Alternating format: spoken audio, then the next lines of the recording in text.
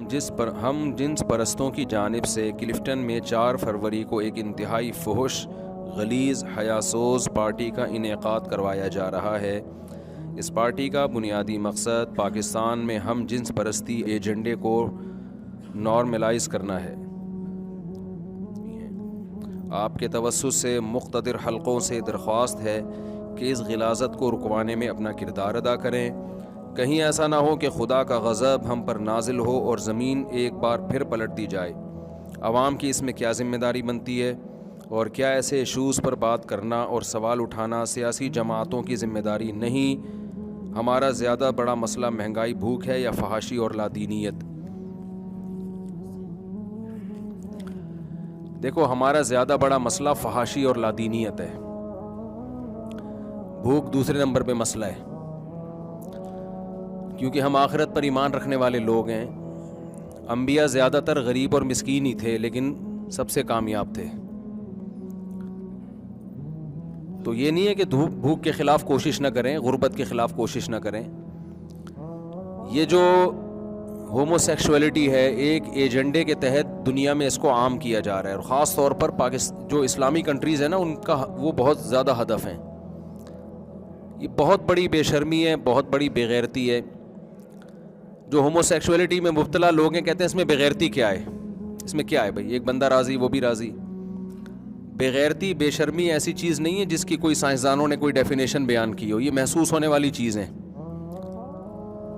جب آپ کے اندر حس ہی ختم ہو جائے، آپ بے غیرت بن جائیں، تو بے غیرتی کے علاوہ ہر چیز آپ کو محسوس ہوتی ہے۔ اتنا بدترین، اتنا غلیظ، اتنا گندا عمل کہ لوط علیہ السلام کی قوم جو یہ عمل کرتی تھی، اللہ نے اٹھا کے اس کو الٹا دے کے پٹخ دیا۔ وَتَذَرُونَ مَا خَلَقَ لَكُمْ رَبُّكُمْ، ان عورتوں سے نکاح کو چھوڑ دیتے ہو جو اللہ نے تمہارے لیے پیدا کی ہیں۔ یہ لوط علیہ السلام اپنی قوم کو سمجھاتے تھے۔ یہ وہ غلیظ، پلید اور گندا عمل ہے جو گدھے گھوڑے بھی نہیں کرتے، کتے بلی بھی نہیں کرتے۔ انسان کتوں سے، بلوں سے، گدھے گھوڑوں سے بھی بدتر ہو گیا ہے، اور یہ کام تہذیب یافتہ لوگ پروموٹ کر رہے ہیں جو اپنے آپ کو بڑا مہذب کہتے ہیں۔ قرآن میں ہے نا، اللہ تعالیٰ نے فرمایا ثم رددناہ اسفل سافلین، ہم نے انسان کو بہترین بنایا، لیکن جو بدعملی کرتا ہے نا، پھر وہ بہترین سے اشرف المخلوقات بنایا، جانوروں سے افضل۔ لیکن اللہ کہتے ہیں جب انسان بدعملی میں آتا ہے تو وہ جانوروں سے بدتر ہو جاتا ہے۔ تو جو لوگ بھی اس سوچ کو پروموٹ کر رہے ہیں اور اس طرح کے تقریبیں کر رہے ہیں، اللہ کی نظر میں، قرآن کی نظر میں وہ گدھے گھوڑوں، کتوں، بلوں سے بدتر ہیں۔ وہ آپ کی اور میری ذمہ داری ہے کہ ہم سوشل میڈیا پہ بھرپور احتجاج کریں اس کے خلاف، اور جتنے قانونی اداروں کا سہارا ہم لے سکتے ہیں، کمپلین کروا سکتے ہیں۔ ٹھیک ہے، ان کے حق میں بل پاس ہو گیا، لیکن وہ ہماری اسمبلیوں نے کیا نا، تو دباؤ بھی اسمبلیوں پہ ہم ہی ڈالیں گے۔ تو جتنے بھی قانونی ذرائع ہیں، ہماری یہ ذمہ داری بنتی ہے کہ بھرپور استعمال کریں اور اس چیز کو اپنی سوسائٹی میں پروموٹ نہیں ہونے دیں۔ میں سمجھا پا رہا ہوں اپنی بات؟ اس کا بہت غلیظ اور گندا نقصان ہوگا ہماری سوسائٹی کو۔ آپ ان کی شکلوں پہ دیکھو کیسی پھٹکار برس رہی ہوتی ہے۔ یہ جو تقریبات ہوتی ہے نا اس طرح کی، یا اس طرح کے لوگ آ رہے ہوتے ہیں، شکل سے پھٹکار، نہ مرد نہ عورت۔ دیکھو، ایک تو خواجہ سرا ہے جس کو اللہ نے بنا دیا، وہ تو اللہ کی طرف سے ایک آزمائش ہے۔ ان کے اسلام نے بھی حقوق دیے، سوسائٹی کو بھی چاہیے ان کا خیال کریں، اور اسلامی قانون کی جو کتابیں ہیں جن کو فقہ کی کتابیں کہا جاتا ہے، ان میں ان کے حقوق لکھے ہوئے ہیں۔ لیکن ان لوگوں کو ان سے ذرہ برابر بھی فائدہ نہیں ہے، بلکہ جتنے خواجہ سرا ہیں وہ بھی اس کے خلاف ہیں کہ یہ غلط ہے۔ تو اس لیے میری اور آپ کی ذمہ داری ہے، من رأى منکم منکرا فلیغیرہ بیدی، حدیث میں آتا ہے جو کسی برائی کو دیکھے ہاتھ سے روکے، ہاتھ سے روکنے کی طاقت نہ ہو تو زبان سے اس کے خلاف احتجاج کرے۔ تو زبانیں تو ہماری کسی نے نہیں روکی ہے نا، اور کوئی روک بھی نہیں سکتا۔ آپ سوشل میڈیا پہ، ٹویٹر پہ، یوٹیوب پہ، فیس بک پہ جتنا احتجاج ریکارڈ کروا سکتے ہیں کروائیں، اور جس کے قانونی سطح پہ جتنا اللہ نے اس کو قوت دی ہے، طاقت دی ہے، وہ قانونی کارروائی کرے، اور اس قانون کو بھی آپ تبدیل کروانے کی بھرپور کوشش کریں۔ حکمران جو ہے نا وہ دیکھتے ہیں کہ قوم کا غربت مہنگائی یہی ہے، تو ٹھیک ہے یہ بھی ہمارے مسئلے ہیں، میں یہ نہیں کہہ رہا یہ مسئلے نہیں ہیں، لیکن ان کے علاوہ بھی ہیں، ورنہ خدا کی قسم کل تمہاری اولادیں جب یہ کام کریں گی نا تم خون کے آنسو روگے. ہماری باہر ٹریولنگ ہوتی ہے، ہمارے ہاں جو بچوں کے مسئلے ہیں نا وہ کیا ہے، میرا بچہ بنٹے کھیل رہا ہے، میرا بچہ گٹکا پی رہا ہے، میرا بچہ فلاں کے ساتھ بیٹھ کے سگریٹ پی رہا ہے، یہ مسئلے ہیں. ان کے ہاں یہ مسئلے نہیں ہیں، ان کے ہاں مسئلے ہیں کہ میرا بچہ لڑکیوں میں دلچسپی نہیں رکھتا، وہ شادی کی بات نہیں کرتا، وہ مرد سے شادی کرنا چاہتا ہے. غیرت مند آدمی زمین میں گڑ جاتا ہے، لیکن جن میں غیرت ہوگی تو وہ گڑیں گے نا. تو جب تک یہ غیرت آپ کے اندر ہے، حیا آپ کے اندر ہے، تو خدا کا واسطہ آپ اپنی فطرت تبدیل ہونے سے پہلے اس کے خلاف بھرپور طریقے سے احتجاج کریں. ہم نے یہ ملک اسلام کے نام پہ لیا ہے، ہم نیچر کے خلاف، اسلام کے خلاف کوئی قانون اس ملک میں پاس بولو نہیں ہونے دیں گے. اسلام میں اپنی خلقت کو تبدیل کرنے کی آپ کو اجازت نہیں ہے، اتنی بھی اجازت نہیں ہے. نبی نے فرمایا جو مرد یا عورت دونوں دانتوں کے درمیان گیپ پیدا کرے نا گھسائی کر کے، اس پر بھی اللہ کی لعنت. کسی کے دانت بہت زیادہ ہونٹوں سے باہر نکل گئے، وہ تو نیچرل حالت ہی نہیں ہے نا، اس کو آپریٹ کر کے ٹھیک کروایا جا سکتا ہے. لیکن حسن پیدا کرنے کے لیے اپنی نیچر کو چینج کر دینا، مرد عورت بن جائے، عورت مرد بن جائے. بڑھاپے میں سفید بالوں کو کالا کرنے کی اجازت نہیں ہے. آپ کلر لگا سکتے ہیں، براؤن یا ریڈ کوئی بھی لگا سکتے ہیں، بلیک کیوں نہیں کر سکتے؟ آپ نیچر کو چینج کر رہے ہیں.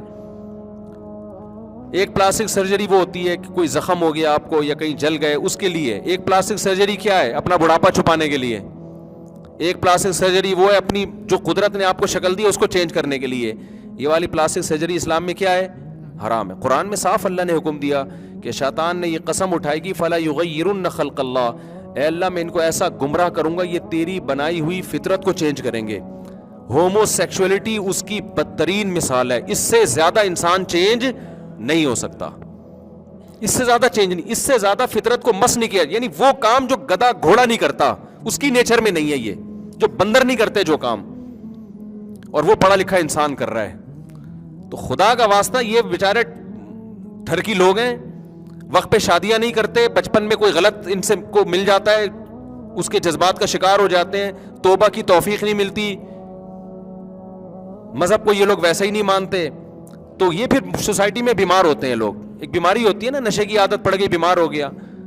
اس بیمار کو دیکھ کے قانون چینج نہیں ہوتا، اس بیمار کا علاج کیا. یہ بیمار ہیں، ہم یہ مانتے ہیں کہ ان کو مردوں کی طرف رغبت ہے، یہ بیمار ہیں. بیماری کی بہت سی وجوہات ہوتی ہیں. بچپن میں کسی نے، ماں باپ نے خیال نہیں کیا ہوتا کہ بچہ کن لوگوں میں اٹھ رہا بیٹھ رہا ہے. آج کل ماں باپ نے بھی بچوں کو فری اسٹائل میں چھوڑا ہوا ہے. میں دیکھ رہا ہوتا ہوں مسجد میں کوئی خوبصورت سا بچہ آ رہا ہے، کوئی انکل اس سے گلے میں مل رہا ہے، پیار بھی کر رہا ہے اس کے گال پہ. ماں باپ میں غیرت ختم ہو گئی ہے. یار تم اپنے بچے کی نگرانی تو کرو کم از کم. اسکولوں میں ایسے بھیج دیتے ہیں اور کوئی نگرانی نہیں ہے پیچھے. بچہ جب بچہ ہو نا، کبھی کسی بڑے کے ساتھ اس کو فری مت ہونے کو. بڑا ہاتھ بھی لگایا، بولے تمہارا کیا لگتا ہے، تم اس کو کیوں پیار کر رہے ہو، کیوں ہاتھ لگا رہے ہو؟ میں نہیں کہہ رہا جو بڑا پیار کر رہا ہے غلط نیت سے کر رہا ہے، ہمیں بدگمانی کی اجازت نہیں ہے. لیکن ہمیں کیا پتا کہ یہ کس نیت ہے، تو ہم احتیاط کریں گے. میں آپ کبھی دیکھتا ہوں چھوٹا سا بچہ ہے نا کبھی گلی میں، اس کے ساتھ کوئی محلے کا بڑا لڑکا بیٹھ کے جا رہا ہے بائک پہ، جو اس کو کچھ لگتا بھی نہیں ہے. بھائی کیوں؟ آپ ماں باپ کہاں مر گئے یار؟ وہ کیسے کسی لڑکے کے ساتھ اپنے بچے کو بھیج دیتے ہیں؟ سوسائٹی میں اتنی برائی پھیل رہی ہے تو بچہ پھر اس طرح کے لڑکوں سے مل جل کے اس کی نیچر خراب ہو جاتی ہے، بیمار ہو جاتا ہے. وہ عورت میں رغبت ختم ہو جاتی ہے. جب گند کھاؤ گے تو حلال میں تھوڑی رغبت رہے گی. کانت تعمل الخبائث، قرآن کہتا ہے ہم نے لوط کو ایسی قوم سے نجات دی جو پلید عمل کرتی تھی. جب لوط علیہ السلام کی قوم اس گندگی میں مبتلا ہوئی نا، تو لوط علیہ السلام نے کہا کہ میں اس عمل سے نفرت کرتا ہوں، گھن آتی ہے مجھے، الٹی آتی ہے، متلی آتی ہے. انہوں نے کہا آپ اتنے پاکیزہ ہیں تو ہمارا علاقہ چھوڑ دیں. لوط علیہ السلام نے کہا میں چھوڑ دوں گا لیکن خدا تمہیں نہیں چھوڑے گا. اور پھر قرآن کیا کہتا ہے؟ ہم نے لوط کو ایسی قوم سے نجات دے دی جو پلید اور غلیظ عمل، پلید کا لفظ استعمال کیا قرآن نے. پلید گندے سے بھی زیادہ غلط، یعنی یہ لفظ ہے جو جس میں گندگی جھلک رہی ہے. پلید عمل کیا کرتی تھی. تو یہ عمل پلید ہے، اور کوئی اس میں مبتلا ہو گیا تو وہ پلیدی میں مبتلا ہو گیا، گندا ہو گیا ہے. اب اس کا حل یہ ہے کہ وہ توبہ کرے، ڈاکٹر کے پاس جائے کہ میری فطرت مسخ ہو گئی ہے, میرا علاج کرو میں ٹھیک ہو جاؤں. نفسیاتی ڈاکٹروں کے پاس جائے, کوئی بھی اس کے علاج کرے گا, ٹھیک ہو جائے گا. نہ یہ کہ اس کو سوسائٹی میں پروموٹ کرنے کی کوشش کرے, اور اگر پھر بھی نہیں علاج کر رہا تو چھپ کے گناہ کرے نا, دوسروں کو کیوں گندا کر رہا ہے؟ اللہ نے اس کو انتقام لینا ہوگا, خود ہی انتقام لے لے گا اللہ تعالیٰ قیامت کے دن. اس کو پروموٹ کیوں کر رہا ہے لوگوں میں؟ ایک آدمی ہیروئن پیتا ہے چھپ کے, یہ بھی گناہ گار ہے. ایک ہیروئن کی پڑیا بانٹنا شروع کر دے, اس پہ سیمینار منعقد کرنا شروع کر دے, تو بتاؤ یہ اس سے 20 گنا زیادہ بڑا گناہ گار ہے یا نہیں ہے؟ تو ہم اپنی سوسائٹی میں اس غلیظ پلید عمل جو کتے بلی گدھے گھوڑے بھی نہیں کر, یہ لفظ یاد رکھ لو. جب بھی کوئی کہے نا ہومو سیکچولیٹی اور یہ اس کو پروموٹ, آپ کہو کہ جو کام گدھا گھوڑا کتا بلی بھی نہیں کرتا نا, تو اس کام کو سوسائٹی میں پروموٹ کر رہا ہے, تو گدھے گھوڑے کتے بلی سے بھی زیادہ بدتر ہے. جو گدھا گھوڑا بھی نہیں کر رہا, ان کی بھی اللہ نے نیچر اتنی رکھی ہے, میل فیمیل. تو اس لیے بھائی اس کو ہم اپنی سوسائٹی میں کسی قیمت پہ قبول نہیں کریں گے. اس کے خلاف جتنا احتجاج کرتے ہو کرو. اور یہ ہے مذہب سے بغاوت کا نتیجہ, کہ جتنا پڑھا لکھا طبقہ ہوگا نا, جو اپنے آپ کو بڑا ماڈرن اور بڑا تہذیب یافتہ, انہی میں گندگیاں زیادہ ہیں. کلفٹن ڈیفینس میں ہو رہا ہے, وہاں والا ایجوکیٹڈ طبقہ وہاں کیا ہے بولو زیادہ ہے. تو یہ مذہب کے بغیر جب ایجوکیشن آتی ہے نا تو زیادہ بیڑا غرق کرتی ہے. اس لیے جامعۃ الرشید یہ نعرہ لگا رہا ہے کہ ہر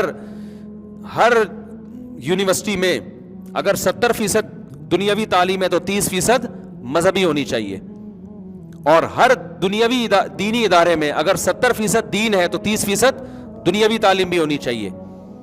تو یہ اس کا نتیجہ ہے کہ جب آپ مذہب اور ایجوکیشن کو الگ الگ کر دو گے نا تو پھر یہی ہوگا. تو جو ہو رہا ہے سوسائٹی میں, تو جن میں غیرت باقی, اور یہ یاد رکھو سارے گورے بھی ایسے بھی غیرت نہیں ہیں.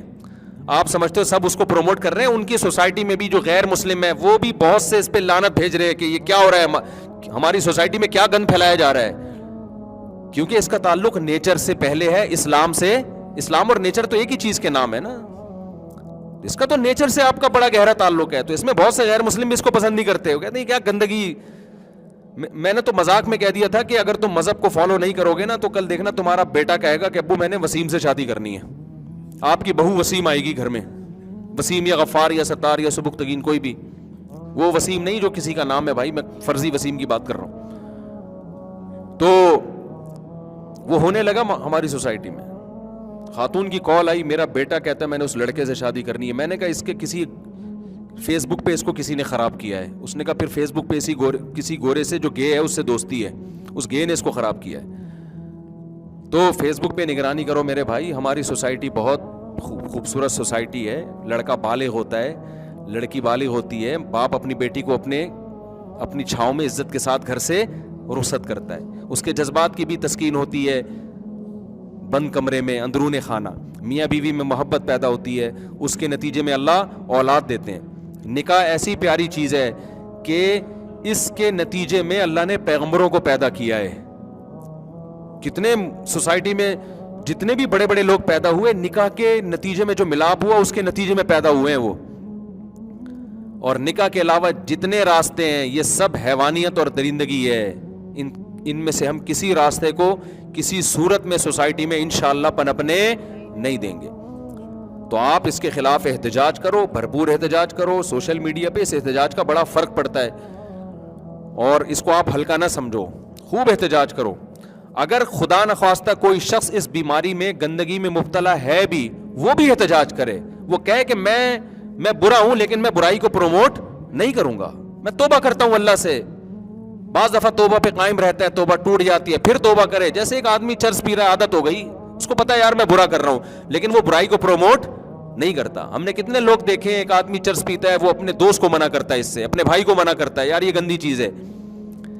تو اگر خدا نخواستہ کوئی اس غلاظت اور گندگی میں مبتلا ہے تو